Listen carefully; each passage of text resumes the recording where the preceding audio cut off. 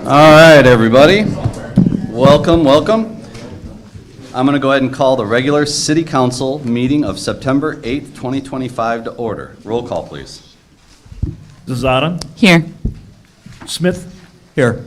Carlson. Here. Powell. Here. Verbic. Here. Walker. Here. Mayor Barnes. Here. Larson. So Alderwoman Larson let me know in advance that she was not going to be able to be here for this meeting.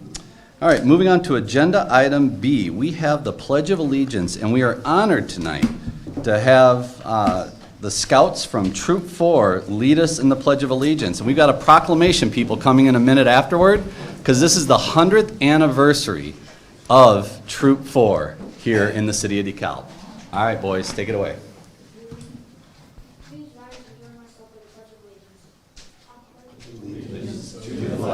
Of the United States of America and to the republic for which it stands, one nation, under God, indivisible, with liberty and justice for all. Nice job, young man. All right, moving on to agenda item C, approval of the agenda. I would take a motion to approve the agenda. So moved. Second. Moved by Alderman Smith, seconded by Alderwoman Zazada. Any comments or questions, council? Hearing none, roll call, please. Smith. Yes. Carlson. Yes. Powell. Yes. Verbic. Yes. Walker. Yes. Mayor Barnes. Yes. Zazada. Yes. I missed it, so. No worries. All right, the agenda has been approved.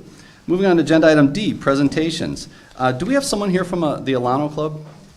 Yes, perfect. Okay, just hang tight for me. I'm going to go ahead and read this particular proclamation. So this is recognizing the 35th anniversary of the DeKalb Area Alano Club. Whereas the DeKalb Area Alano Club was founded on August 16, 1990 to provide a safe and supportive space for individuals seeking recovery from alcoholism and addiction.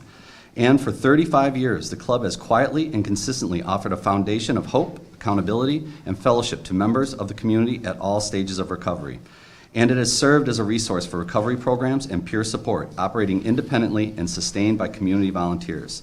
And the City of DeKalb is proud to recognize the enduring contributions of the Alano Club and the vital role it plays in promoting health, healing, and second chances. Now therefore, I, Cohen Barnes, Mayor of the City of DeKalb, do hereby proclaim August 16, 2025 as DeKalb Area Alano Club Day in honor of the club's 35 years of service and encourage all residents to acknowledge the power of recovery and the strength of those who pursued it. Can I have a round of applause for the work of the DeKalb Area Alano Club?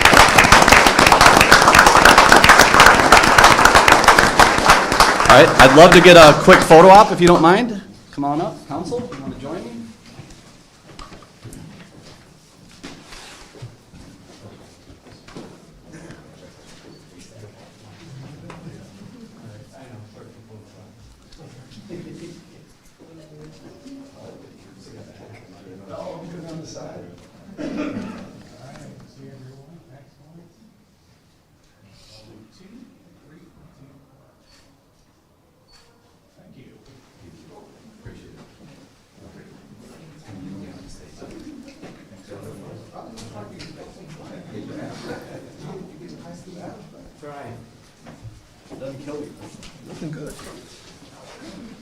All right, it's wonderful tonight. We've got a series of proclamations. This one is near and dear to my heart because in 1985, yes, I'm that old, I received my Eagle Scout from Troop 4, this very troop that we're honoring tonight.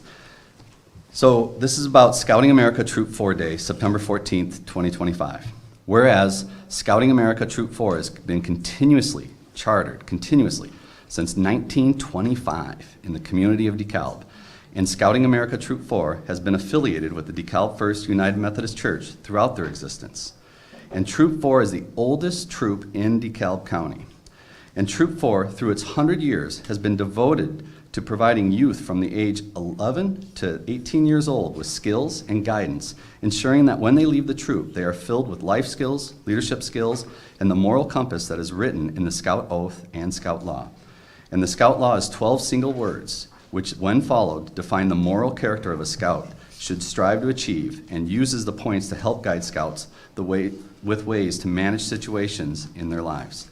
The Scout Oath is written with key words such as honor, duty, obey, help, physically strong, mentally awake, and morally straight, and empowers the Scout to always live up to this oath.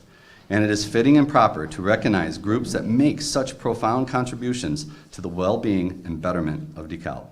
Now therefore, I, Cohen Barnes, Mayor of the City of DeKalb, by the authority vested in this office, proclaim September 14, 2025 as Scouting America Troop 4 Day in the City of DeKalb, Illinois, and call upon the citizens of DeKalb to celebrate Scouting America Troop 4 and reflect on the positive impact of their actions in the community. Let's give an absolute round of applause for Troop 4.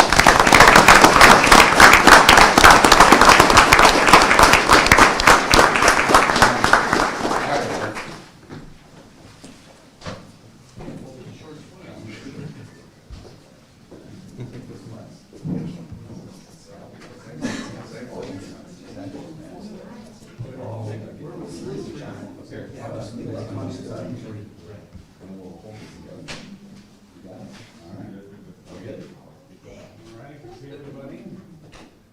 Two, right here, and three. Very good.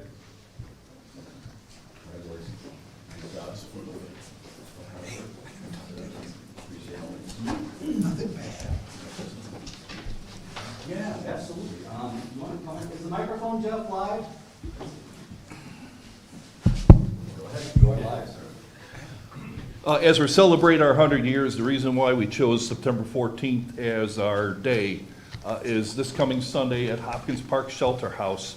We are hosting an open house celebration from 2 to 5 with a little ceremony at 3 o'clock. We're putting the word out to everybody, so anybody you know like to come out, stop by, see what we're out about, we invite them. Thank you. Thank you. Thank you. All right. Another near and dear one. So this is a proclamation for Be the One. So whereas 18 to 22 military-affiliated Americans are lost to suicide each day. That's 18 to 22 each day. Veterans are at 58% higher risk of suicide than those who haven't served. And across the nation, change is underway to reduce the number of military-affiliated Americans who are lost to suicide, including the Illinois Governor's Challenge to prevent suicide among service members, veterans, and their families. And the American Legion's primary mission, Be the One, is a concentrated effort to save the lives of veterans and service members at risk of suicide. One is too many. And September is Suicide Prevention Awareness Month, a time to raise awareness, promote hope, and normalize help seeking. And veteran organizations, including the American Legion, AMVETS, and the VFW, along with communities across DeKalb, are participating in the second annual Be the One Walk on September 21st, 2025, to stand together in strength, dignity, hope, and purpose to help save military-affiliated lives. Now therefore, I, Cohen Barnes, Mayor of the City of DeKalb, Illinois, by the authority vested in the office, join the American Legion, Post 66, and advocates across the country in taking action to prevent veteran suicide, and do hereby proclaim the day of September 21st, 2025 as Be the One Day in the City of DeKalb, reminding everyone that each day of the year is an opportunity to be the one to save the life of at least one veteran. I can only think of saying a round of applause is, I think, appropriate. And what I would dedicate the applause to is the amount of people, and we've got representatives from the American Legion here, that really have leaned in on this issue to try and reduce that number from 18 to 22, hopefully down to 0 someday. So if we don't mind, I'd love to get a round of applause to all the volunteers that are behind Be the One and behind making this mission successful. So let's give them a round of applause.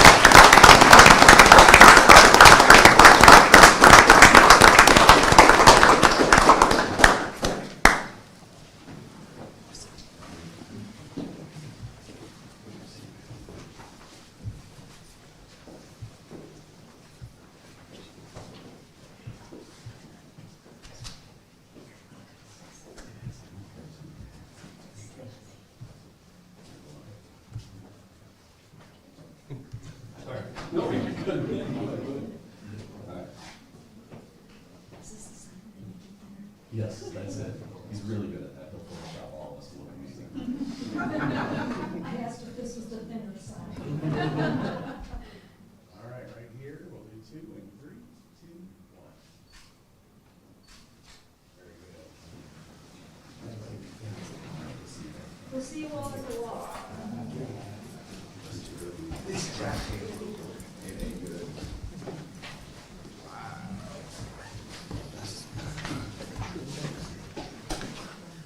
Yeah, and those that we've done proclamations, you do not have to stay. I know especially you all are incredibly busy with the walk coming up. You are more than welcome to leave at this point. It is not, it's not disrespectful at all. All right, so we have one more proclamation, and this is Ovarian Cancer Awareness Month, September 2025. So whereas ovarian cancer is the 5th leading cause of cancer deaths of women in the United States and causes more deaths than any other gynecologic cancer, and the American Cancer Society estimates 20,890 cases of ovarian cancer will be newly diagnosed in 2025, and 12,730 individuals will die from the disease nationwide, including 770 new cases and 410 deaths in Illinois. And all women are at risk for ovarian cancer, but approximately 20% of women who are diagnosed with ovarian cancer have a hereditary predisposition to ovarian cancer, which places them at even higher risk. And the lack of an early detection test for ovarian cancer, combined with its vague symptoms, mean that approximately 80% of cases of ovarian cancer are detected at an advanced stage. Improved awareness of the symptoms of ovarian cancer by the public and healthcare providers can lead to a quicker diagnosis, and ongoing investments in ovarian cancer research and education and awareness efforts are critical to closing these gaps and improving survivorship for women with ovarian cancer. Now therefore, I, Cohen Barnes, Mayor of the City of DeKalb, Illinois, by the authority vested in this office, do hereby proclaim September 2025 as National Ovarian Cancer Awareness Month in the City of DeKalb to increase public awareness for ovarian cancer. I think it's the same thing here. Let's give a round of applause for all the people out there that work hard for this.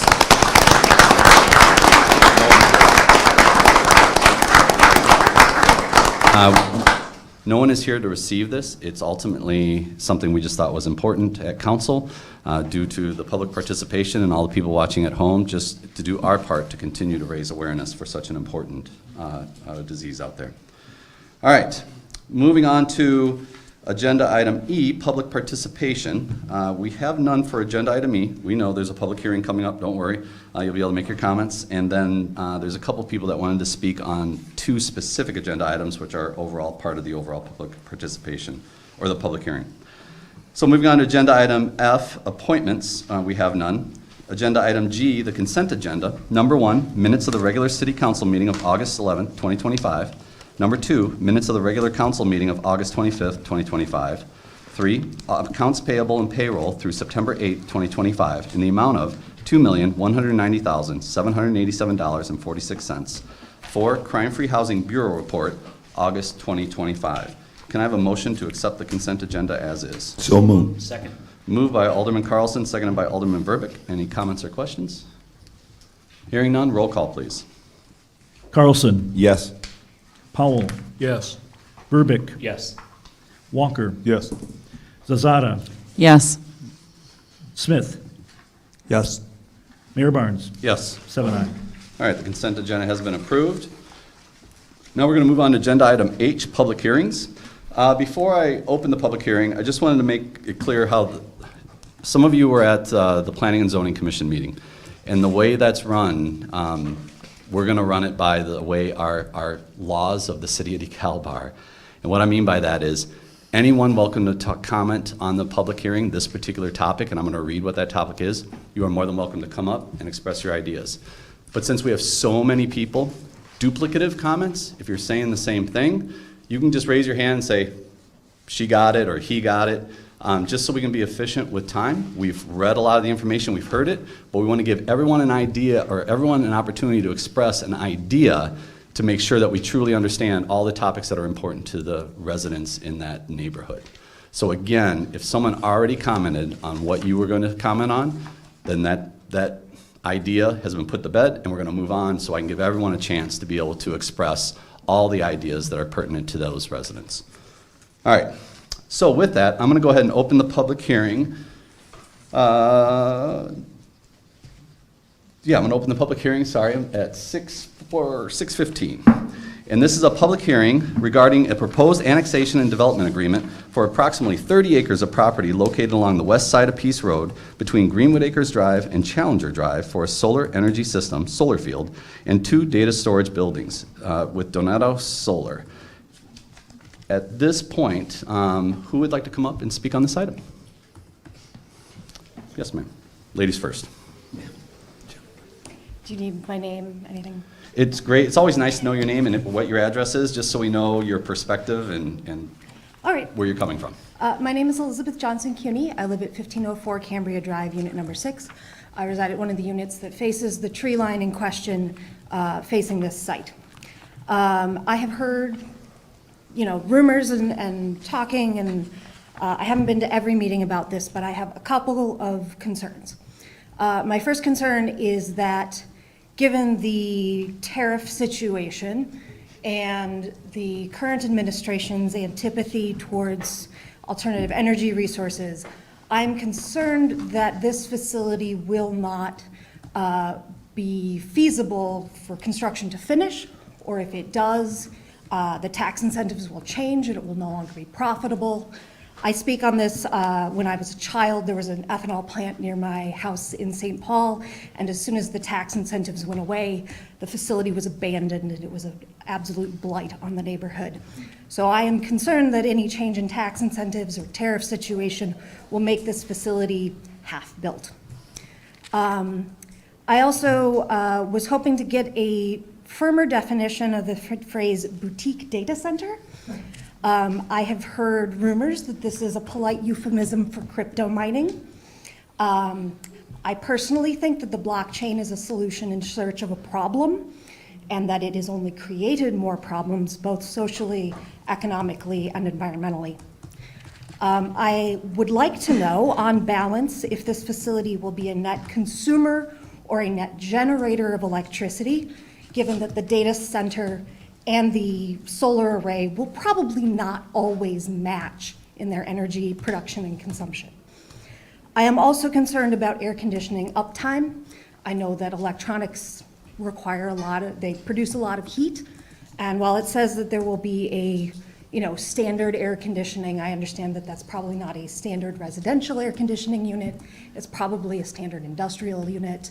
And I'm just wondering what the uptime over the course of a day or a year will be and how much noise that's likely to produce. I understand there is quite a bit of greenery and tree line between my home and that, but Curran and Ozinga do eventually turn off at the end of the night, and they start up fairly early, but there is a quiet period, and I'm concerned that there won't be.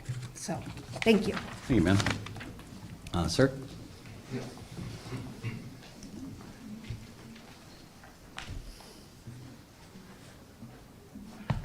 Yes, my name is David Johnson. I actually live in Geneva, but I own property, actually 1504 Cambria. And when I first got the information packet from the Planning Commission, they talked about the boutique data center. And so initially, I thought this was a very good, opportunity to utilize solar energy. Well, then I got also the document from the Donato Corporation, and they talked about a data center to host a variety of services. That still sounds pretty good. However, the owner, Anthony Donato, was a founder and CEO of Donato Solar, and also a founder and owner of Gale Technologies. Well, if you look at Gale Technologies, their primary function is crypto data mining. So nowhere has it been said or published that that's what that is for. It's for them and them only. There's no benefit to DeKalb. Crypto mining facilities are not data centers. But up until now, everybody's been calling it a data center. It is not a data center, it's a crypto mine. They use extreme amount of energy for not only keeping the servers running continuously, but the chips are very specialized, and they are not specialized for data centers, they're specialized for this crypto mining.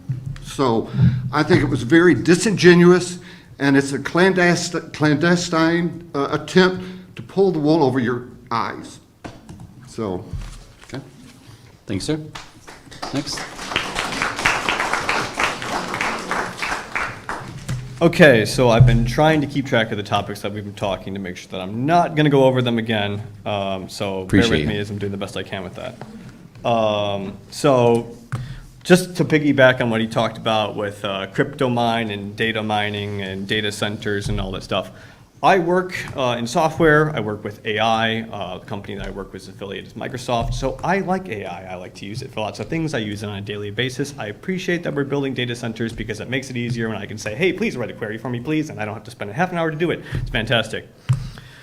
So that's my day job. Opposing data centers is not my day job. I'm not paid to sit in a suit and talk about data centers. I come from Farland, where I wore flannel and boots. I also function as IT support for my parents when they can't get their email. I do not have a flashy PowerPoint or expertly crafted answers to all of our questions. I have a Canon printer and a passion for my local community. We all do. Appreciate that. Yep. Since we have Donato Solar and I have a couple questions, you can hop in if you would No. like to answer them. Actually, No? let me clarify that too. Public hearing is for all of you to be able to express the questions that you have Okay. or the comments that you want to make. There isn't a back and forth with the vendor, and there's not a back and forth with council. That's actually how the ordinance reads, so yes. Cool. Appreciate I'll play it. by the rules of the game. That's fine. One of the things that they mentioned during our Planning and Zoning Commission meeting was that they were having a negotiated agreement with the excess energy going to a company called Ameren. Now, I don't know about the rest of you residents of DeKalb, but when I pay my energy bill, it goes to a place called ComEd. So I have concerns that this excess energy that they're saying that they're generating with this green energy is not going to go back to the local community. This will be going to a private company and use that to charge other people for the energy they're donating. The other thing is that they mentioned that they had other sites, and I did some research into these sites and the locations of these sites. And if you look at the satellite photos of some of their sites, such as the one off of Murray Road, it has one resident next to it. So any of the questions that we have for them in saying like, hey, how does this affect the property value of a residence? Or how does the noise disturb the residents? When you have a data set and your data set is only one data point, it's kind of invalid. Now, once again, I'm not a statistics professor, I'm a software engineer, but I think that's kind of important. And as I said, I'm a software engineer, not a data scientist. So I brought some pictures. I did not bring enough for the class, unfortunately, I'm sorry, about some of the points that I'll be covering here, just as an illustrative concept. For each data center that will be installed in DeKalb County, and this is with forecasting software, we're seeing an estimated electricity cost of at least a minimum of 8% per year.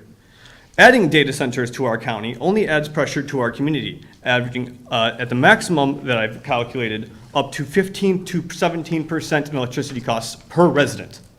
That is not just me who lives next to the data center, this is everyone in DeKalb County. I have a wonderful graph for it.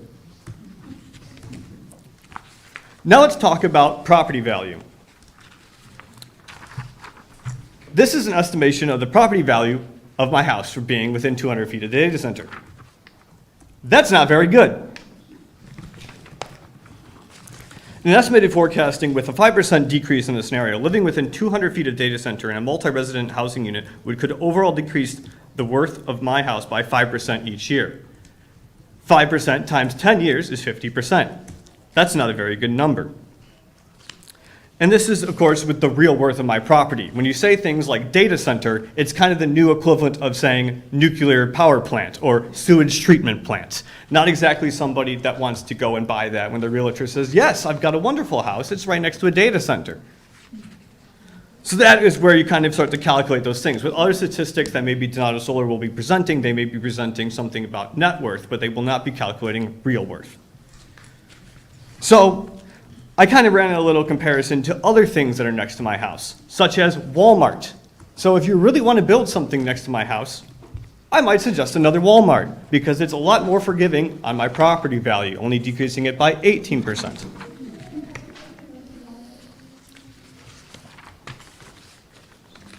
But if you insist on building something next to my house with the initials DC, I would really recommend you build a daycare center. Because a daycare center would actually have a positive impact for being next to it. Having a residence within a daycare center of 200 feet would increase my property value from 6 to 8%.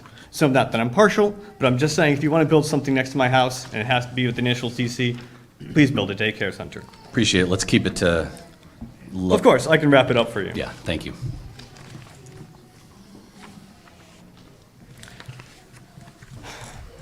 For the average American, the purchase of a residence is the most important purchase of their entire lives. This is where they will invest their entire life earnings, raise their children, and most importantly, hang their live, laugh, love signs they purchased at Hobby Lobby.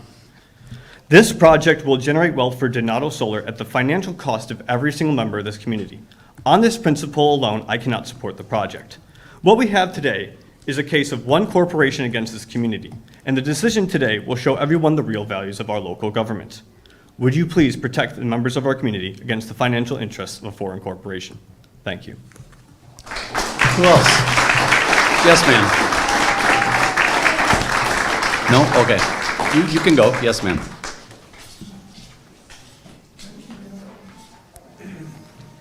And that was one of the rules I forgot.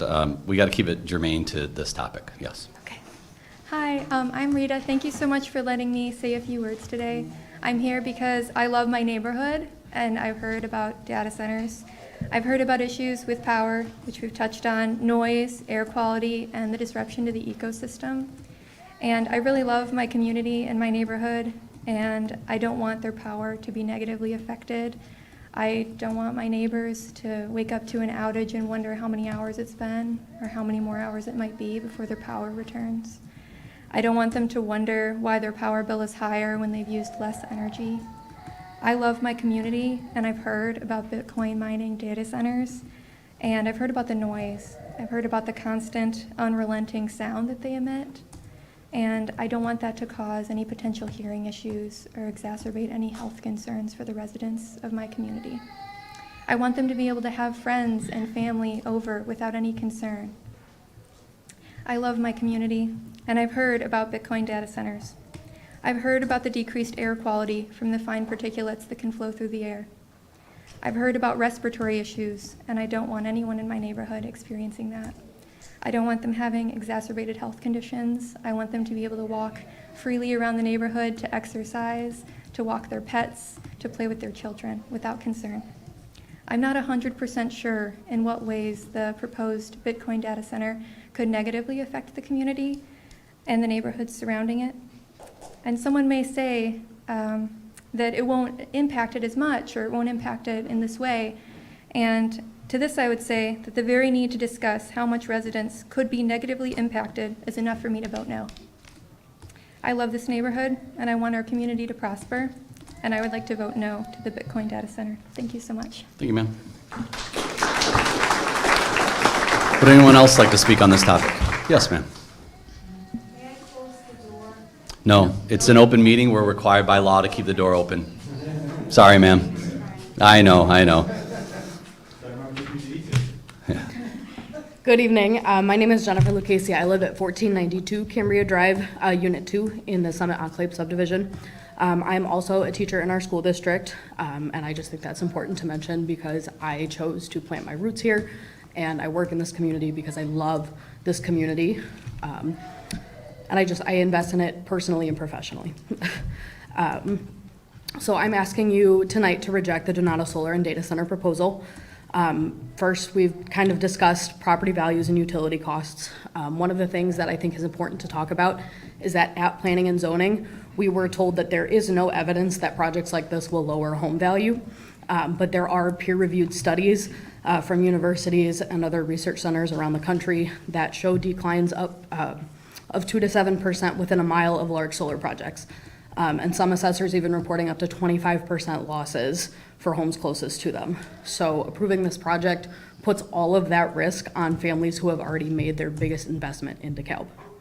On top of that, Donato's representative claimed that the solar field would put energy back into that grid, but the reality is that grid exists to cover their data center's own consumption. And it's at no cost to them. So any excess, again, goes to Ameren. It does not go to ComEd.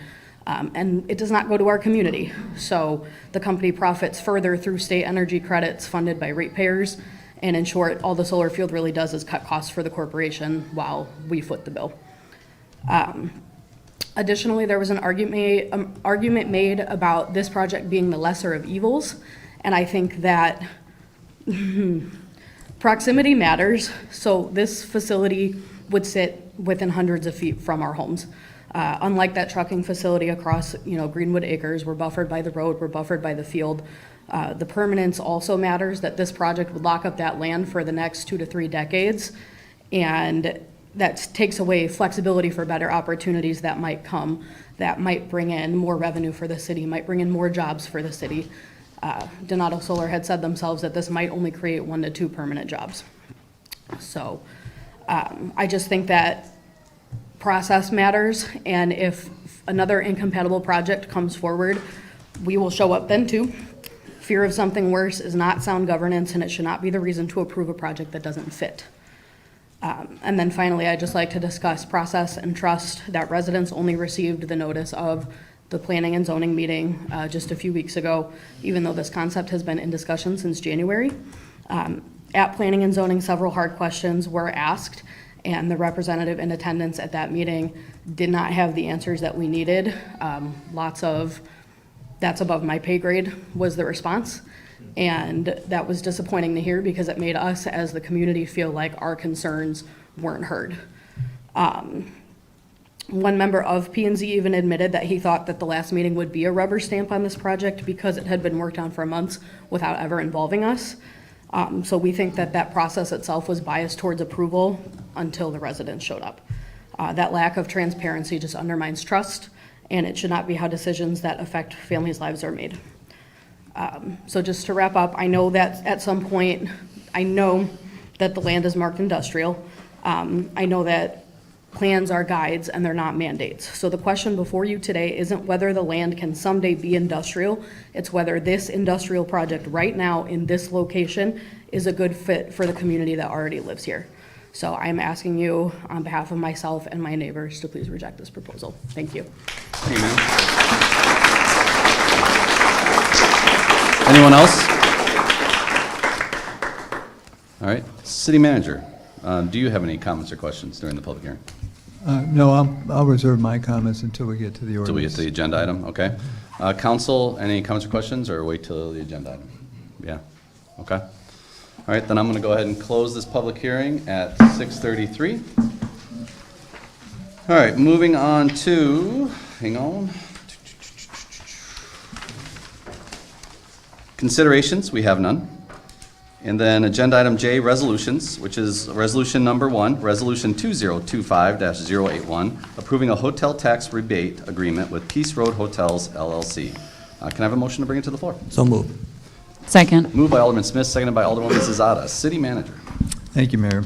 At the last regular city council meeting on August 25th, can you hear all right? Yeah. Everybody hear all right? The council considered a request from Mr. Patel, who's here in the audience tonight, for some public assistance to offset a portion of the development costs for a Marriott branded Town Place Suites and Fairfield Inn Hotel. And the construction is slated, as you know, for about a 2.5 acre site at 902 Peace Road. It will be a 4-story hotel with 120 rooms, about 61 rooms designated as standard stay, 59 rooms dedicated to extended stay. We talked about the project. It has had council approval from a development standpoint since late August 2024, so a little over a year ago. The incentive request is relating to the home rule status that we have as a community under the Illinois Constitution, and also with respect to our hotel motel tax revenue. The Peace Road Hotels, which is what it's doing business as, has already qualified for a state-level exemption on sales tax for building materials. That's under the DeKalb County Enterprise Zone System. Mr. Patel has proposed the following terms, which were discussed at the last meeting and are detailed also in the council background. A hotel tax sharing period of 10 years, sharing or distribution of the hotel tax revenue from this particular facility in a descending order, 90, 80, 70, 60, 50, and then 50 through the rest of the 10 years. Maximum or not to exceed payment over those 10 years of $2 million. So if that threshold is hit in the 7th year or 8th year, then that agreement is no longer in place. The tax distribution to the company, the motel tax, would be paid solely from this particular hotel complex's revenues, not from generally across the city from other facilities. The payments would be rendered to Peace Road Hotels within 60 days of our receipt, the city's receipt of the actual tax proceeds, and the city would be entitled, of course, to any relevant tax returns for the hotel revenue being requested to assure the appropriate distribution. This comes to you after the council consensus seemed to be in support at the last regular meeting, and we recommend your approval. I know we talked about this at length last time, but any comments or questions on this? Okay, hearing none, roll call, please. Powell, Yes. Verbic, Yes. Walker, Yes. Zazada, Yes. Smith, Yes. Carlson, Yes. Mayor Barnes. Yes. 7-0. All right, resolution 2025-081 has been approved. Mr. Patel, thanks as always for your continued investment in our community. We greatly appreciate it. And let us know how we can help you bring your project to fruition as fast as possible. All right, thank you. Let's give a round of applause for Mr. Patel. And by no means do you have to stay for the rest. That wraps up the agenda item for him. Yes, you are more than welcome to leave if you want, Mr. Patel. All right. And I always do that because people used to think they had to stay the whole meeting, and I always felt so bad for them. Because we have an exciting agenda tonight, but a lot of our agendas aren't that exciting when it comes down to it. All right, moving on to number 2, Resolution 2025-082, authorizing a purchase and sale agreement with Murillo Real Estate Partners, LLC, for the vacated Simmons Avenue property and adjacent parcels. Can I have a motion to bring it to the floor? So moved. Second. Moved by Alderman Carlson, seconded by Alderman Powell. City Manager. Thank you, Mayor. So we're going in a Wayback Machine now to Definitely. the spring. And we warned you that this would be 2 pieces. We took care of 1 piece earlier this year. And the context is this. Simmons Avenue ends abruptly, roughly where the waste management facility is. For a time, there was no further extension in gravel or anything else to a facility which was well south of there, but it was the old Del Monte plant, which was later purchased, when I say later, it was probably 15, 20 years ago, purchased and repurposed for the industrial purposes that are there now. Algus Packaging was the original owner, and Murillo, or is Murillo? Yeah, Murillo is the corporate body now involved in that property. And and once upon a time, back probably 50, 60 years ago, there was some thought of extending Simmons Avenue down to a east-west street, which is also not built, that would take people from Industrial Drive over to a future extension of an arterial going north and south to Sycamore, and that was before Peace Road was built. Now Peace Road is there, and there's a 1.5 million square foot logistical center that Target owns, which is basically right in that path that was projected many years before.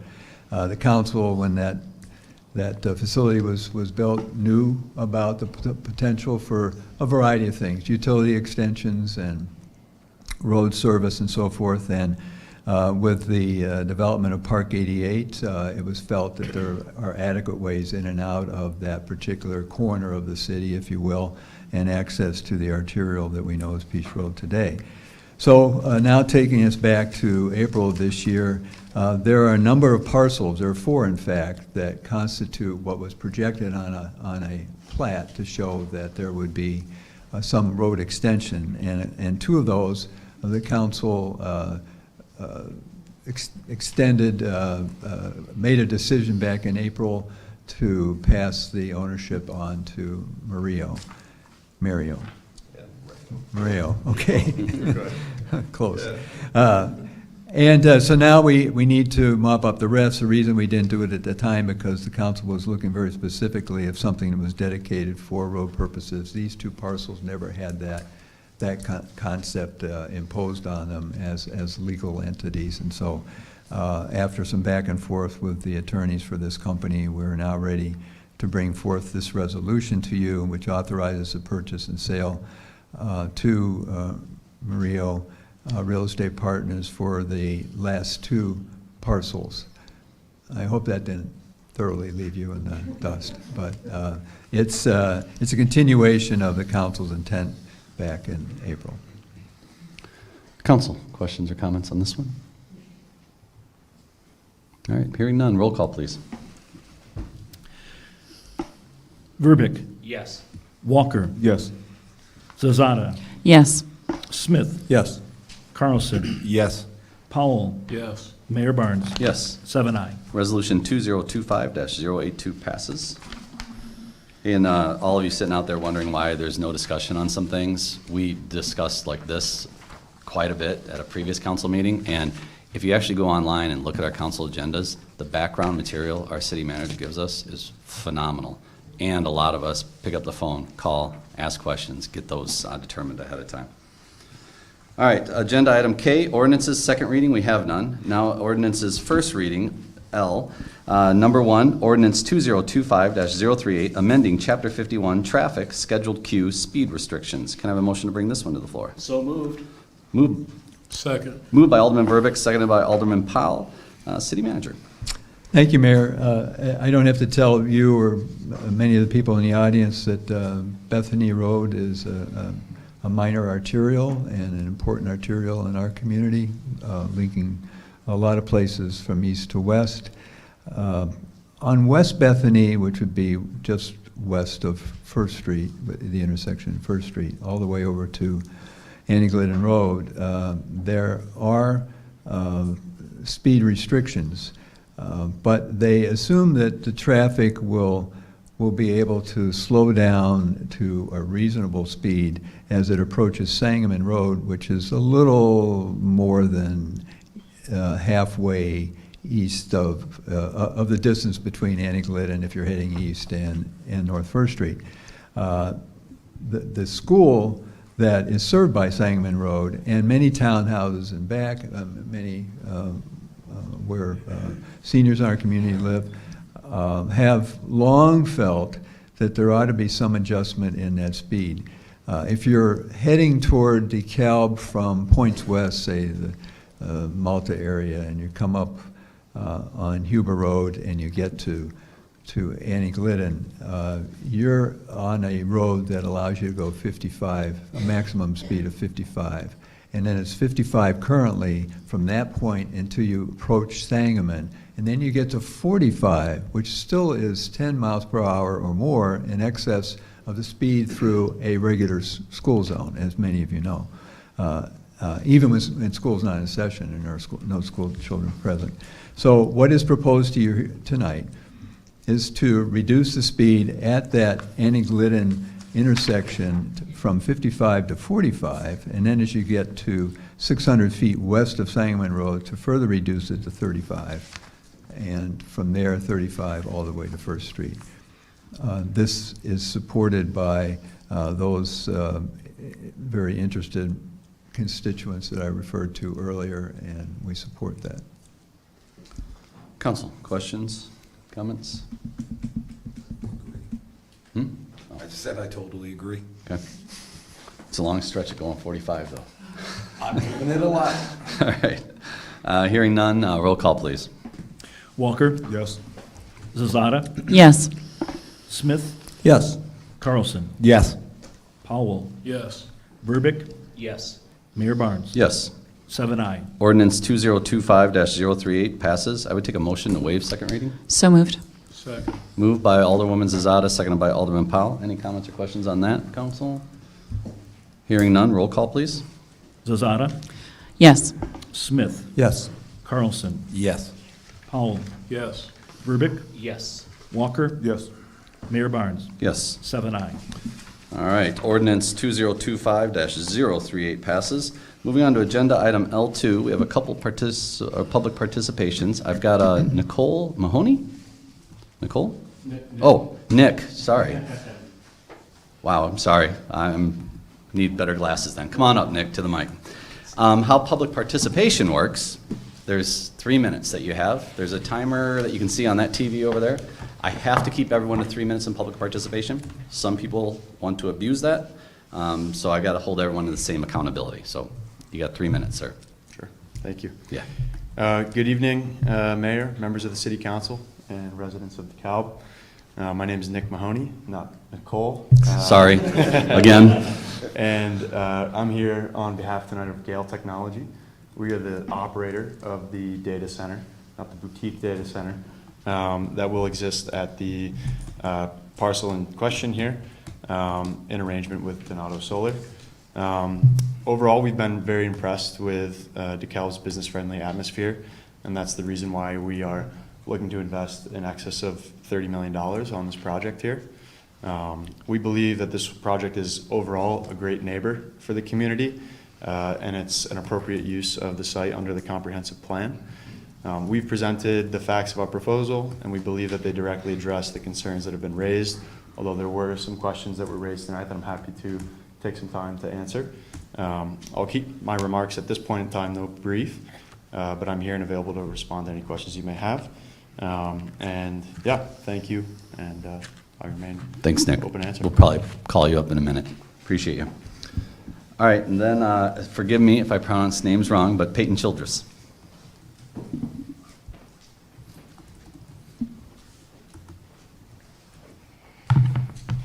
Hi, everyone. Hi, Mayor. Hi, Council.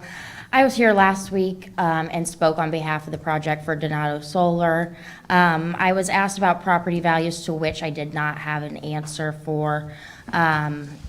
A gentleman tonight spoke about the project off of Murray Road, to which, one data point was available.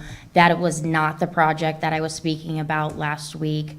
The project that I was speaking about it has a subdivision directly across the street. This is in Urbana, Illinois. So this one has a solar array and data center. There is no vegetative buffer like there would be at this site. There's just a fence across the street. This one was completed in 2022.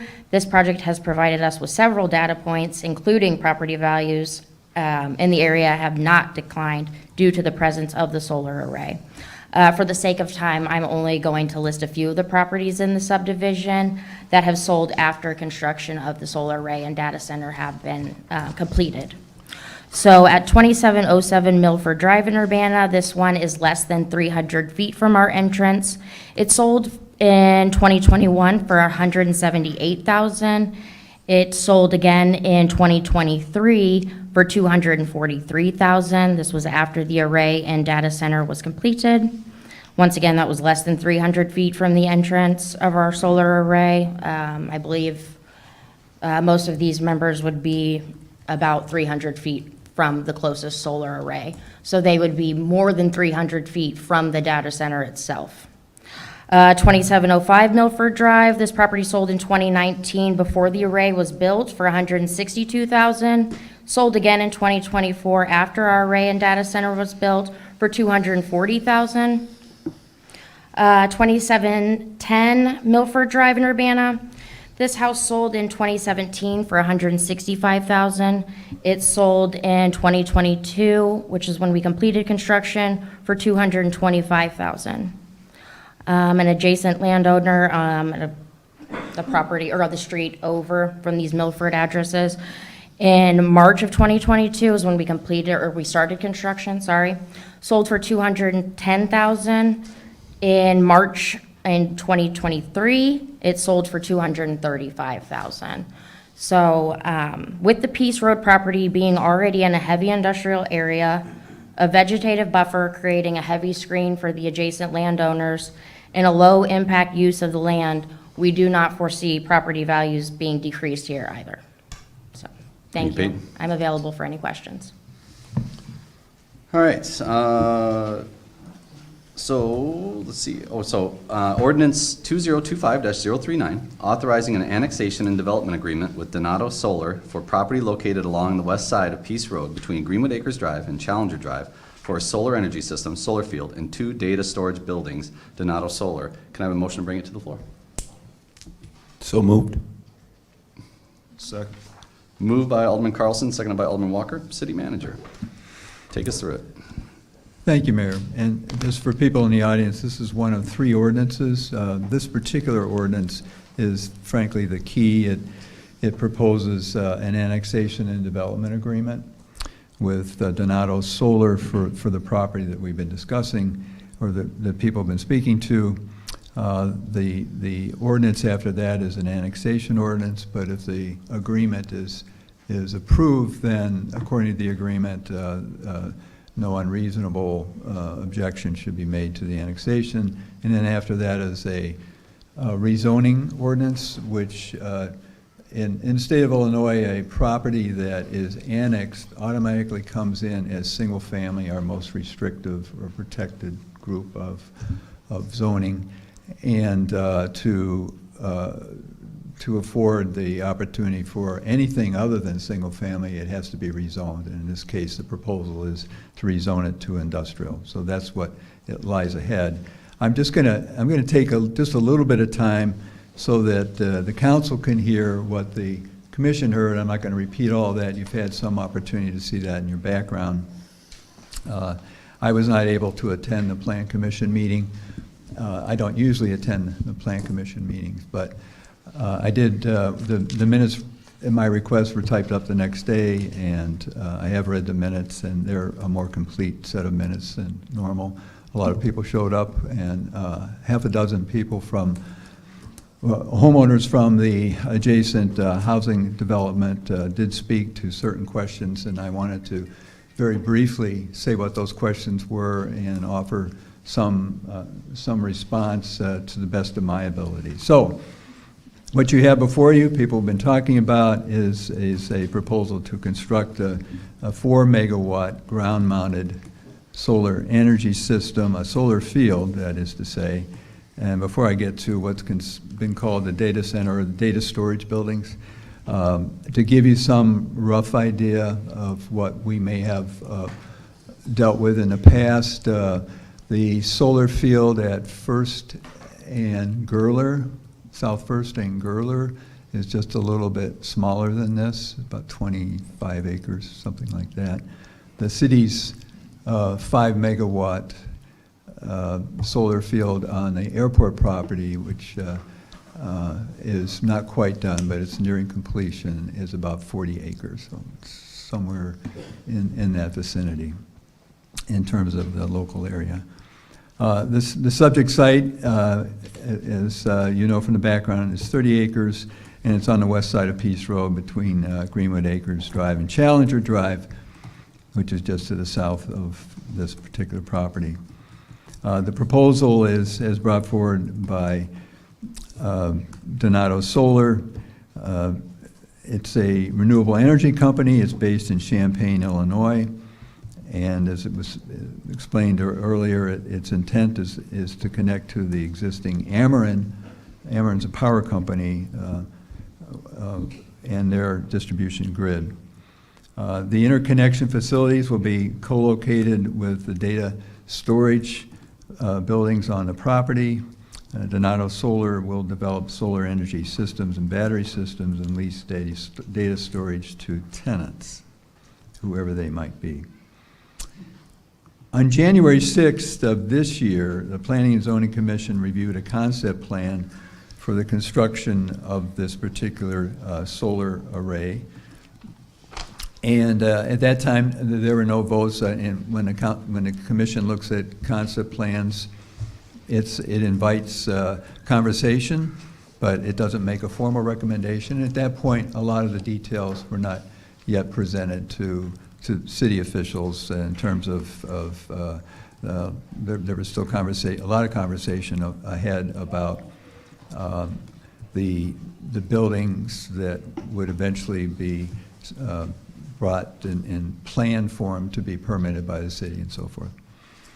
And then on September 2nd, last week, the Planning and Zoning Commission had a public hearing on the annexation and development agreement. That's their job. Also under the state statute, their job is to review proposed rezonings. That's how that happened.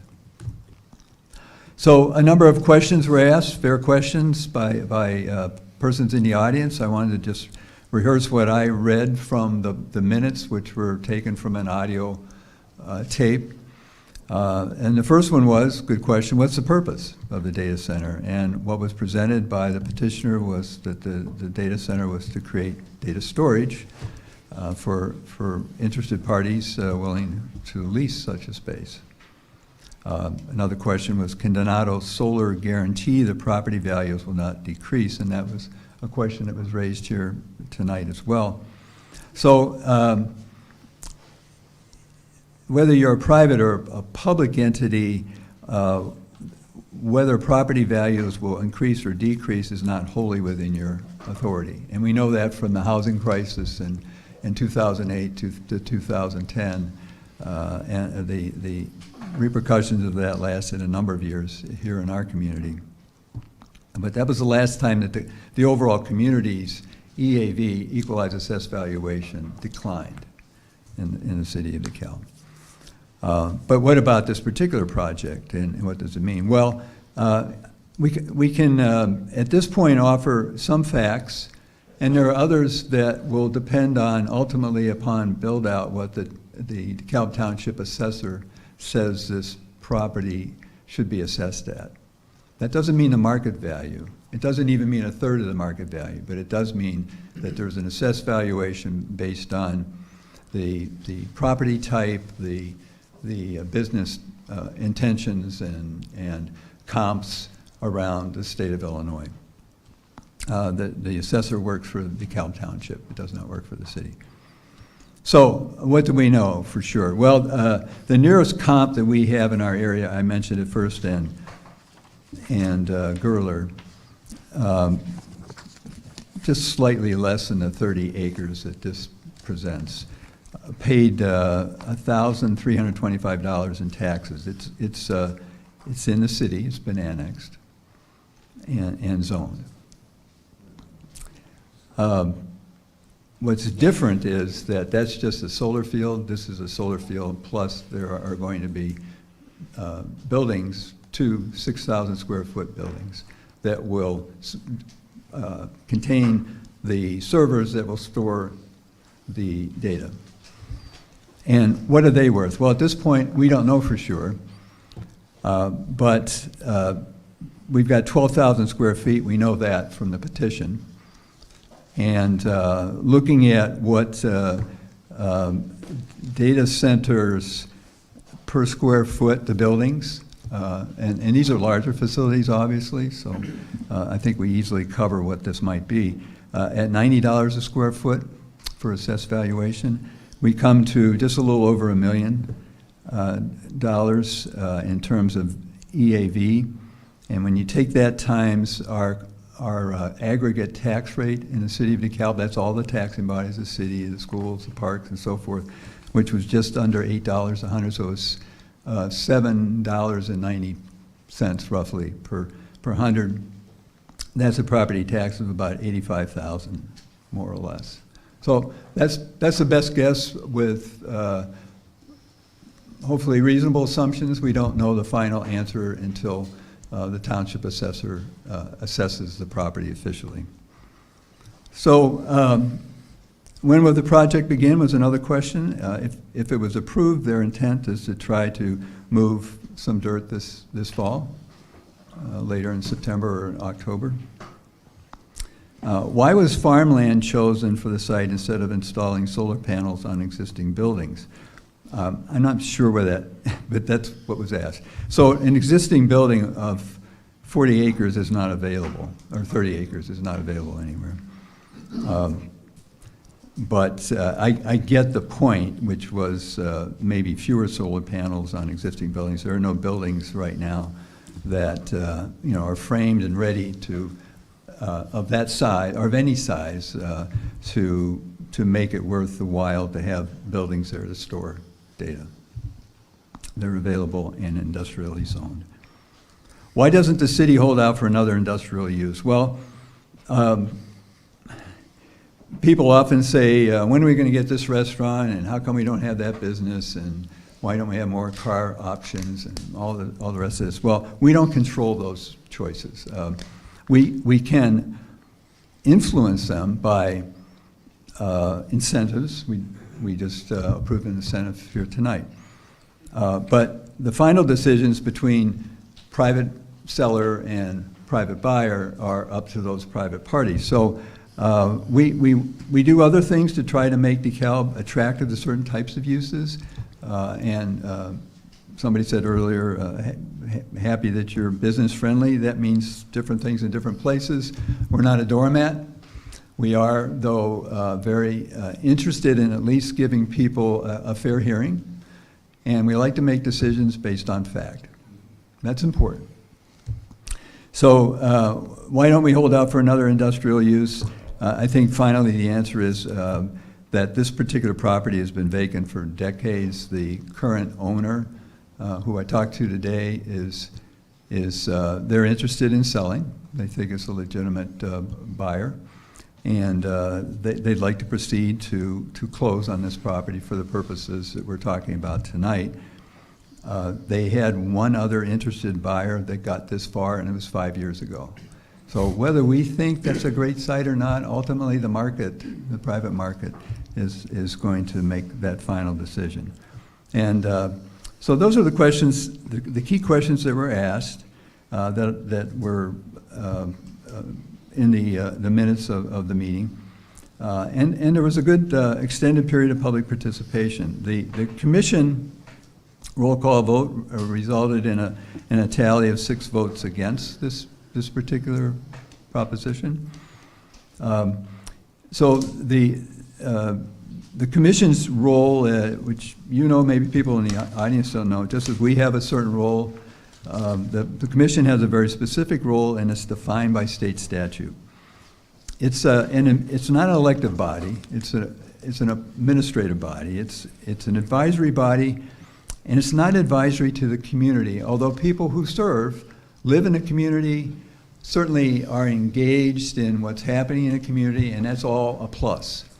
But when it comes time to make the recommendation, they're making it to you by state statute. And you're the corporate authorities, all the mayor and the elected city council members. And this is specific to one general area, land planning, and more specifically, how any particular proposal fits into longer range planning. The legislature, I think with some prescience, many years ago, thought that's important. And the communities ought to keep their long range planning documents, usually called a comprehensive plan, land use plan, current. Your last plan was approved, and some of you were participating in that in 2022. Plans, land use plans are usually 5 to 10 year plans. Previously, it had been a couple of decades. So we really wanted to update our plan, and a strong impetus to that was what we were observing in the way of new industrial and commercial interests in our community. Is this what we want, and where do we want it? So when you were looking around the Peace Road corridor, you identified this area, just as the Plan Commission did, as potential industrial development land. So there's another interesting thing, which I wasn't aware of, but I saw, and I suppose it has some relevance here. In the same state statute that's talking about the role of the Plan Commission, it says that a commission should, and I quote, promote the realization of solar energy necessary for the proper functioning of solar energy systems as defined in the Act, blah, blah, blah, blah. So, and that was from 1977 at the dawn of a whole new way of thinking about our ecology and the world around us, and particularly the natural environment around us. So it's our business, according to state law, actually, to be considering these things, whether we approve them or not, is something we should be open to considering. Finally, as to the actual facilities in terms of impacts, that's something you should know. We're very protective of our water system. We have, for people in the audience, we have 9 wells. We have 3 shallow wells, which help us with the removal of radium from our well water. And all of our water, by the way, comes from wells. And then 6 deep wells. We modify every day the pumping in all of them. And we pump in order to keep our costs down off-peak, if you will. We try not to pump as much. We try to fill our elevated towers at night, and then during the day draw them down and then repump them to fill them up at a lower electrical rate. We have been very mindful of how new businesses that are interested in us now, new types of businesses are interested also in our water supply. And we want to be partners in this, not to just be the provider. Our water system, as you know, was just went under the microscope, if you will, for a whole year with the consultant support of Baxter and Woodman. And I presented to you back in April the results of that, and we are happily, very nice to see, even with some of the large new industrial buildings that we have on our south side, that we are about where we thought we would be. We have seen very little change actually in the daily pumpage, and you think, well, how can that be? One thing is people in this room and people around our community are conserving water a lot more. We're not watering lawns as much. We're putting fixtures in our homes that conserve water. People are turning off the tap and instead of letting it run as they're doing other things. And so we're learning from our schools up through older adults like myself that that's a good thing. It's not less costly for us in the long run, but it conserves the precious water we have in these aquifers. So we're very careful about what happens. In this case, the only water that would be coming in would be for 2 bathrooms. I don't know why 2. I think 1 would have been enough for these 2 buildings. So it's less than you'd have in most single-family homes. For a lab and a stool in each for the employees that show up, and under the Illinois Plumbing Act, it does say that the public are also your employees.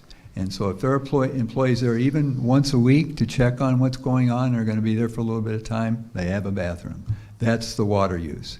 So that's very pleasing. We know there are other larger centers for the storage of data in our community and around the northern Illinois that use more water. But I will say, since it's maybe on people's minds, the DeKalb Data Center off of Gurley Road is actually using considerably less than we projected when the announcement was made back in June of 2020. And that's good news to them, good news to us. We've really carved out a really strong partnership in the conservancy of our water and natural resources. So under these findings, and I think they are factual, our city staff have recommended to you the approval of this particular ordinance. Thank you, City Manager. Council, questions or comments? I've got them. I can chime in at any time, but yes, Alderwoman Zada. Sure. So I was able to review the entire Plan Commission meeting, and it was clear in that meeting that the community was against this. And in this meeting, I feel like it was all the more clear. The community is strongly opposed to it, and that's the biggest issue for me. I am a solid no. I'm a Realtor. I've sold a house in that neighborhood. It actually belongs to a family member. They're also opposed to this. I'm not sure how it'll impact property taxes.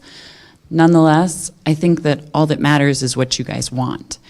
And I think that, I heard some in the Planning Commission meeting that, there was reference to worse things coming, and I think someone addressed that as well. And clearly, you guys will stand up if something worse comes. So that's my position. Comments or questions? Yes, Alderman Walker.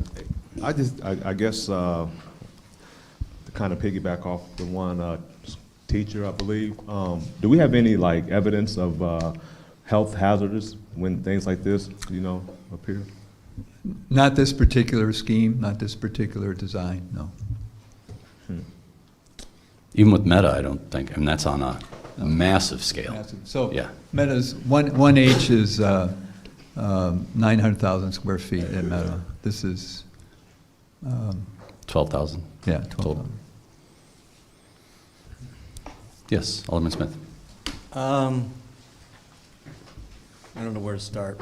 I've had, I have to say, I've spent more time on the phone on this issue than I have with everybody else in the last 5 years. Some of you I know very well out there, so thank you for your calls, emails, texts. I just want to share some of my concerns, and I'll be very honest with you. Maybe you guys were not aware of some of the things that have gone in the neighborhood. Were you aware that, that's a high power, and I think Alderman Carlson could probably add to this, is Commonwealth Edison line that runs down through that can be expanded without any of our knowledge. Also, the substation down there, I think, was doubled or tripled in size, if I remember correctly. It's a large one, yeah. If you were not aware of that, which is kind of hidden back in there, you'd have to know. Also, the Forge has a very large solar array that provides power to their, I think it's their admin side of the building over there. I don't know which building it is. But anyway, I just kind of want to share that there are other things going on there. And I was one of the ones that was concerned about what would go in there that would make it. I thought, well, could Curran's expand over there? I don't know. I've heard someone mention a fuel depot or a fuel 24-hour truck station, which I think we have enough trucks around here. I think that would be very welcome. I also understand that Narings is expanding their building, which is directly to the south. Very large structure, if I understand correctly. It's the Ryerson building, right? Yeah. Yeah. But I understand, what the neighbors are saying. And I guess way back when that subdivision was built, and we can't go back a little bit, I think maybe we rethink that we would have wanted a larger buffer for that, for ComEd. I mean, I see some of those houses that are right up against the power lines as far as I can see. Again, I don't know what it was built back then, even though I've been around here forever, and then some. But anyway, I do have to say thank you for all of your, Jen's back there. I've known Jen a very long time, for your comments. I think some of you guys summed it up and cut down on my phone calls. I really appreciate that. Actually, my wife does. But I do take this, very important. So anyway, that's it. Others?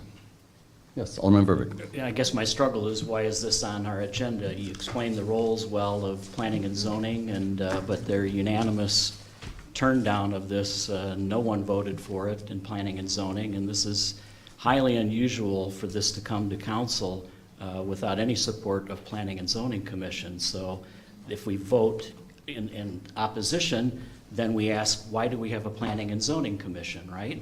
So I really do want to support their work. I think they've done tremendous work over the years, and I understand where their no vote came from. We serve you. So that's where the vote came from. So thank you all for participating in local government. Yes, Alderman Smith. Thank you, Alderman Verbeek. It's something I forgot. I'm a little concerned, honestly, that it got to this point, and after the first round of planning and zoning, to me, they sent the wrong information, if you will. I mean, maybe that's what has generated this activity. I mean, if they'd have, I don't know, they initially, I think if I remember correctly, were all about this development, and then they've done a 360. Now, I know their job was based on, you know, the input of everybody out here, but I don't want to see it as a negative impact to future development either. I think we need to, I don't know, maybe that's a future conversation. Well, this item does Yep. come to you by Hang your on, own Alderman. ordinances, because all their recommendations, except for those variances that they do without needing council approval, should come to you. As Alderman Verbeek said, this is not typical, that there would, but it doesn't mean that it shouldn't come up to you. This was no one abridged the rules here. That's the way the process occurs. And I think we're going to visit the Planning and Zoning Commission to review with them, the city attorney, city manager Nicholas, and myself, the scope of the role that they have. I mean, they're there to make sure it's following the UDO, they're make sure it's following the codes. At that meeting, they were voting from a subjective standpoint, and their role, my understanding, is more of an objective standpoint. And that's why we brought it forward. The discussions of ick factor and things like that, that's what we need. We need to hear from the residents. We're the elected officials that vote on whether something fits or not in the broad 20,000-foot view of DeKalb, and then also on a ward-by-ward basis. And the Planning and Zoning Commission deviated from that mission, I think, at the last meeting. So that's one of the reasons why we brought it forward. Hang on, Alderwoman Sure. Zada? Right. So along the lines of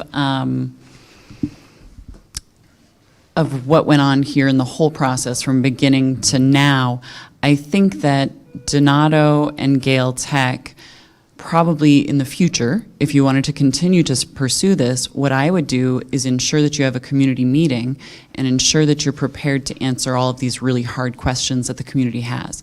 And I think that there is opportunity there, if those questions are sufficiently answered, that this could move forward, if the community was happy with it and understood that there were no safety concerns, et cetera.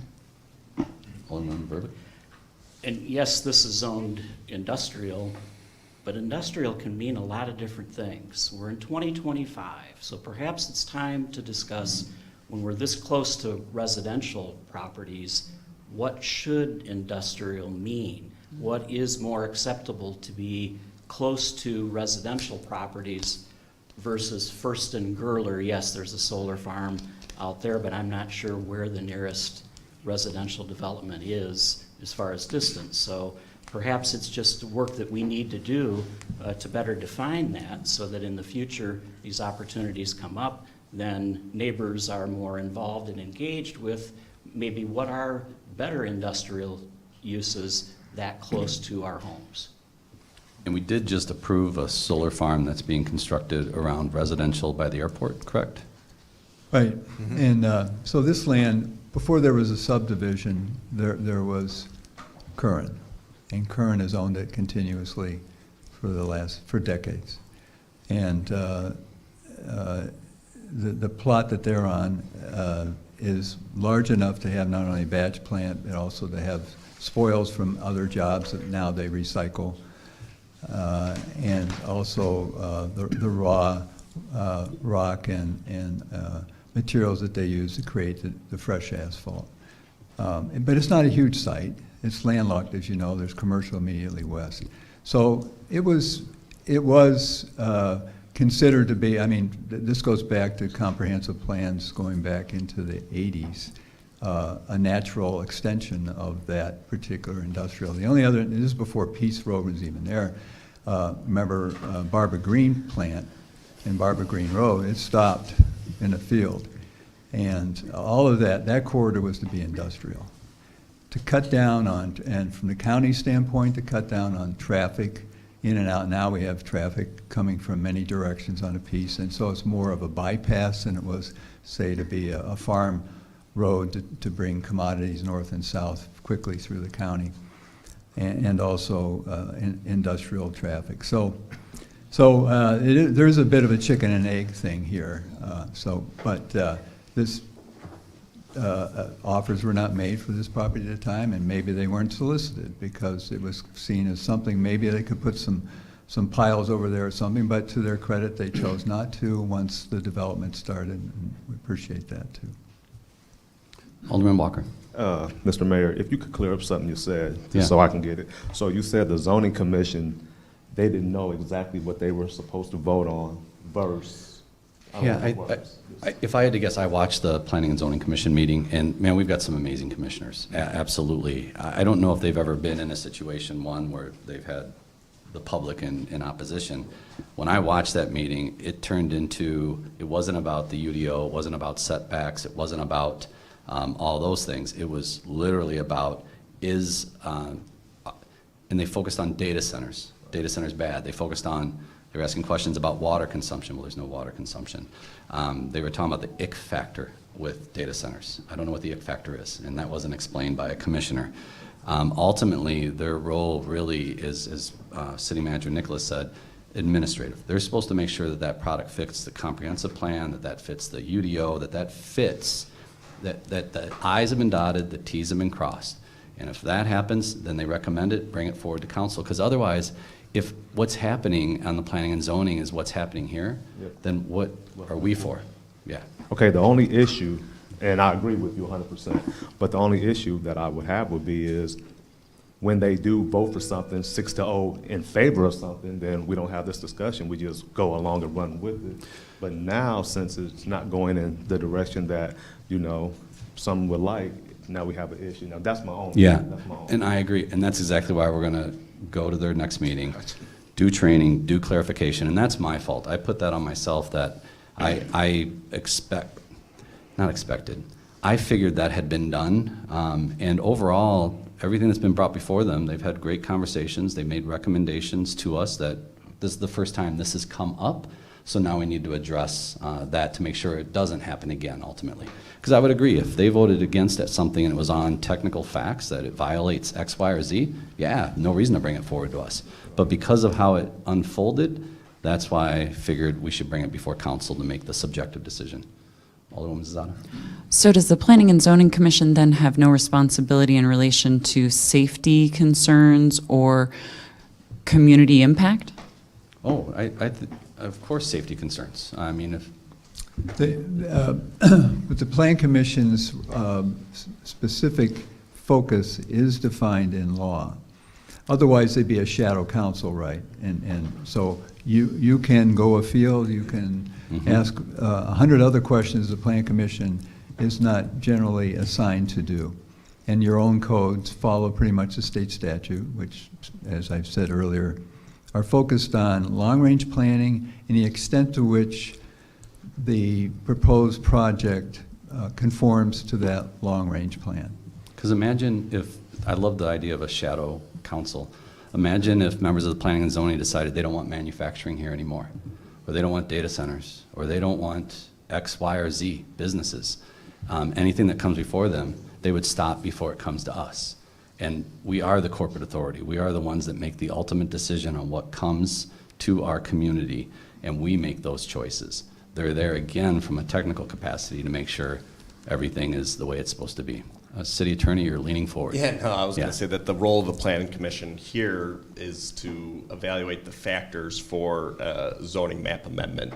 And those factors are spelled out in our code, and it's to serve as this quasi-administrative body to, you know, almost like a court or a hearing to make sure that there's evidence to support those factual findings, or the opposite, right? But it is not as you know, the general concept is to not act on questions of policy or public sway in terms of that is your role in your province as, you know, the city council. Yep. So let's, okay, I was going to say if we can get back to the topic at hand. Okay. Other comments or questions on the solar farm? Yeah. Real quick, so I guess as council member or council members, is it our job to go with what we best think is for the city, or is it best to go with the people in their area or the community?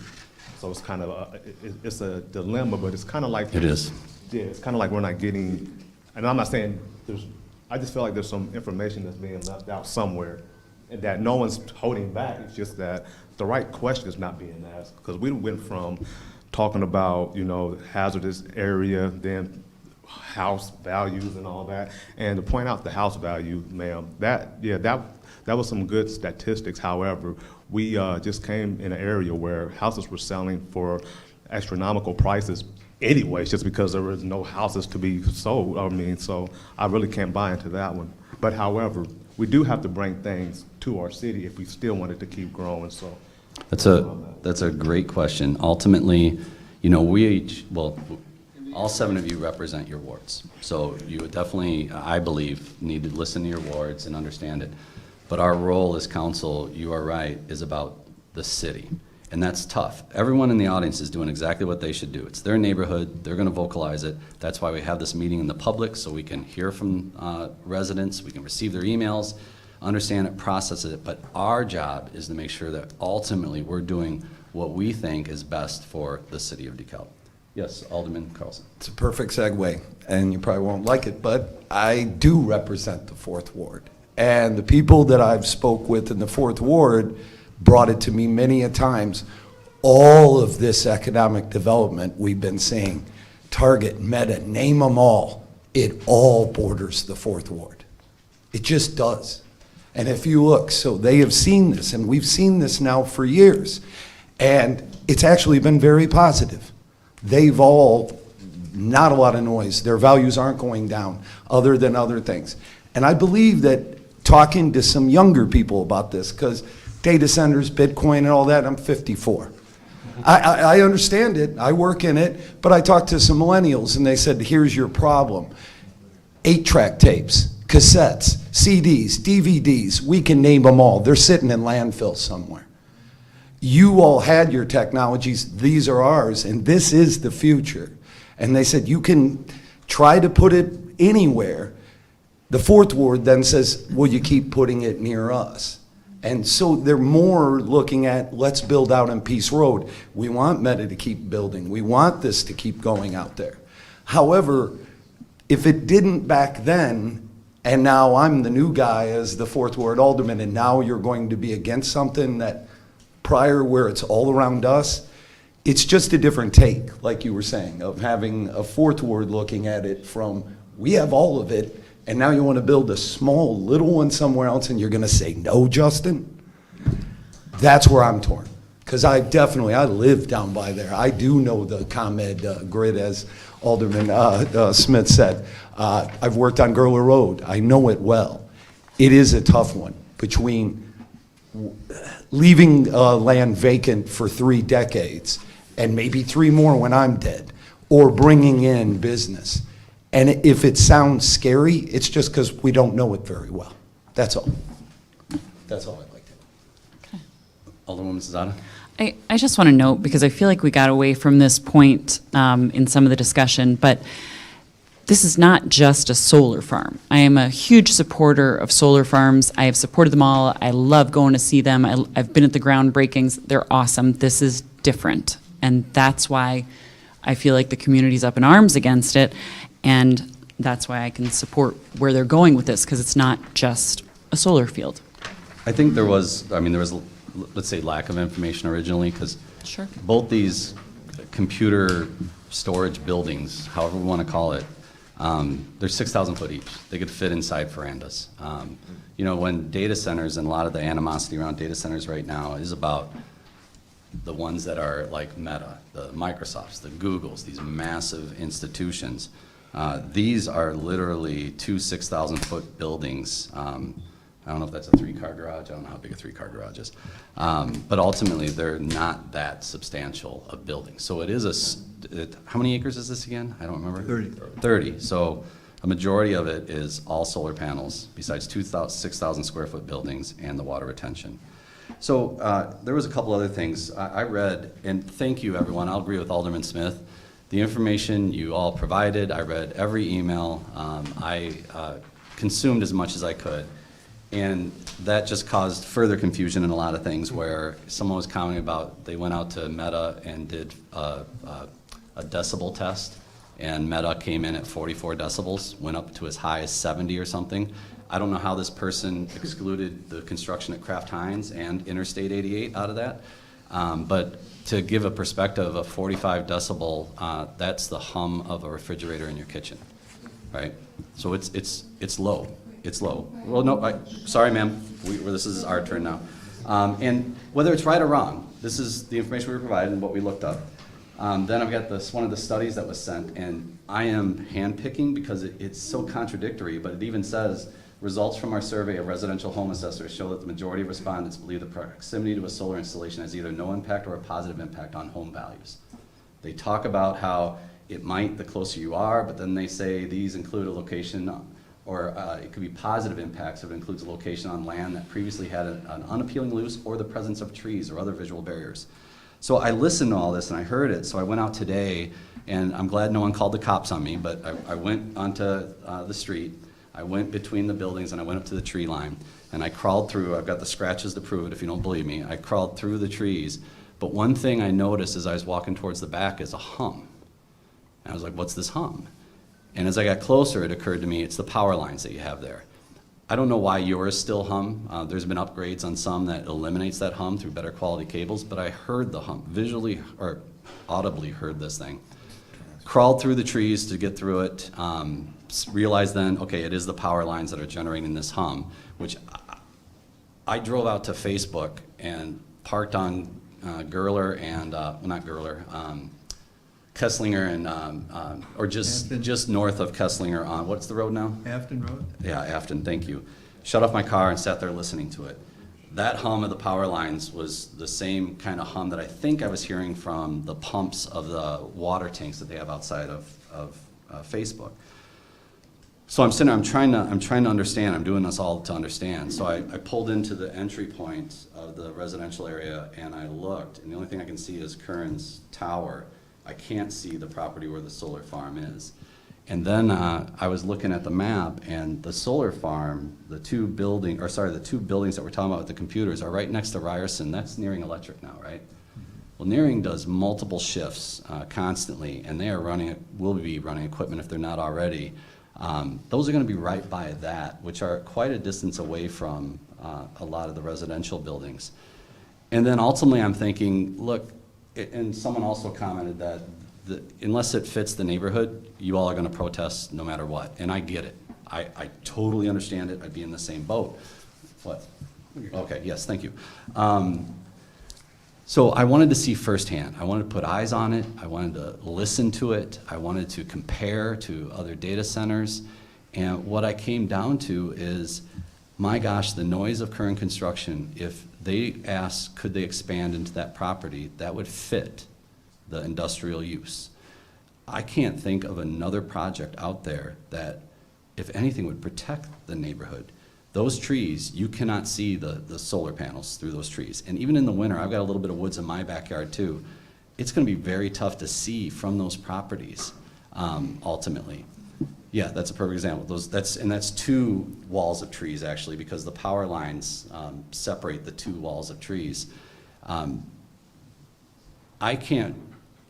With all the great information you all provided and all the emails that I've gotten, I can't see a better project to ultimately protect that neighborhood, because otherwise, if it's current construction, you're talking gravel roads, cement mixers, trucks constantly, or let's say it's another Ryerson building that gets put in there. That is lights, multiple shifts, more trucks, more traffic, more noise. To me, it seems like this would be the best opportunity in this area for a project in order to protect that neighborhood from noise and all the other things that everyone's been brought up. Alderman Burke. We're having fairly regular power outages in Ward 6. Does ComEd verify that there's enough power for this project and others that could come online? In other words, at what point do we need to sit down with ComEd and say, where are we at from a capacity-wise? Why are we having power outages in Ward 6, for example? What's that related to? Is it related to demand or not? And I think that that would be a better foundation of how we go forward to attract business and industry to know that we do have enough power and that it won't impact residents with outages like it is now. Yeah, I'm glad you brought that up. So before the Illinois Commerce Commission, I'm going to answer this. I don't want to get us too far off track here. Right. Is the CARE project, which is in the final stages of being approved. ComEd's going to be building a 168-acre substation on the southern part of our community, which is going to essentially give DeKalb an abundance of power. I didn't know you're having those issues, so I'm glad I know now, because now we can reach out to ComEd and figure out if it is a problem in We there. have. But it's isolated to there. It's not an issue with we don't have enough power. I know that. And what's coming, we're going to have a surplus of power in the city of DeKalb to do many projects going forward. Any other comments or questions? All right, so I'm going to be a yes on this. I know, I'm sorry all, but I'm going to be a yes on this one. So if there's no other comments or questions, city manager, any final comments or? No. Good, okay. Roll call, please. Carlson? Yes. Powell? No. Rubik? No. Walker? No. Zazada? No. Smith? No. Mayor Barnes? No, or yes, sorry. Sorry. That is 5-0. Okay, so ordinance 2025-039 fails. All right. So with that, everyone, now there's no point in staying because we're not going to work on those other ordinances. You're all more than welcome to leave, but I think we don't have much left. Am I correct on that? Yeah. Yes, so actually, yeah, we'll give you all a second to mosey on out.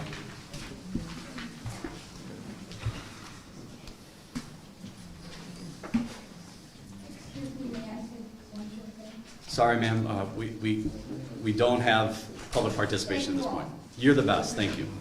Feel free to email us too, or call us. Yep.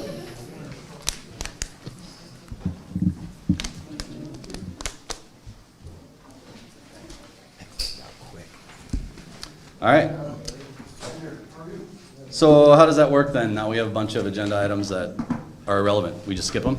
Well, you can have a motion to table it if you wanted to. You could you could vote on them, but they are here. So unless there's no second or.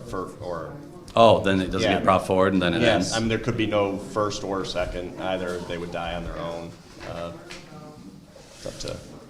All right. Well, with that then, I guess I would take a motion or not for number 3, ordinance 2025-040, and approving the annexation of certain property located along the west side of Peace Road between Greenwood Acres Drive and Challenger Drive for a solar energy system, solar field, and 2 data storage buildings, Donato Solar. Do I have a motion to bring it to the floor? Hearing none, I guess we move on to 4. Motion fails, go to 4.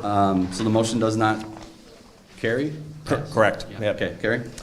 Moving on to number 4, ordinance 2025-041, approving the zoning petition of Donato Solar to rezone certain property located along the west side of Peace Road between Greenwood Acres Drive and Challenger Drive to the PDI Planned Development Industrial District and approving a preliminary and final development plan for the development of a solar energy system, solar field, and 2 data storage buildings on approximately 30 acres. I would take a motion to bring this to the floor, or not. Hearing none, the motion is not carried. Then moving on to agenda item M, reports and communications. Council reports. Alderwoman Zada, tell us all about what's going on in the first ward. No report. Okay. So Alderman Smith. No report tonight. Alderman Powell. No report. Alderman Walker. No report. Alderman Verbeek. Been contacted by a number of Ward 6 residents about the Park District's proposed bike path through and near part of Ward 6. I have recommended that they contact their park board members to voice their ideas and concerns with what has been discussed or proposed. And a big thanks to Public Works for painting over graffiti on the underpass on Andy Glidden. Many thanks. Alderman Carlson. On a previous subject, I noticed that Rocky shut off the THC sign. Yay. I've been looking around at the stores, and I've noticed a lot of them have gotten rid of it or hidden it from me. But either way, great job on that. I attended the AMVETS on Labor Day. It was a great time. And once again, positive people talking about DeKalb. I had a great time there. And the last is, and I know I'm going to say it again, but I drove the roundabout again over on Lucinda. And I got out this time and walked around, kind of like you did. And one of the main things I think everyone's missing from this, NIU finally has a quad. How did we not have a quad, a university? I've been to universities all over this nation. Great job again, council. I wasn't a part of it that did that, but it's beautiful, it looks great, and I love watching the students play in a quad. I got nothing. I'm just going to move on. City Manager Nicholas, you got anything? No. All right. So I take, is it adjournment time? Agenda item N, executive session, we have none. I take a motion to adjourn. So, Moved by Alderman Verbeek, seconded by Alderman Zada. All in favor say aye. Aye. Nay, same sign. We're adjourned. Go Bears.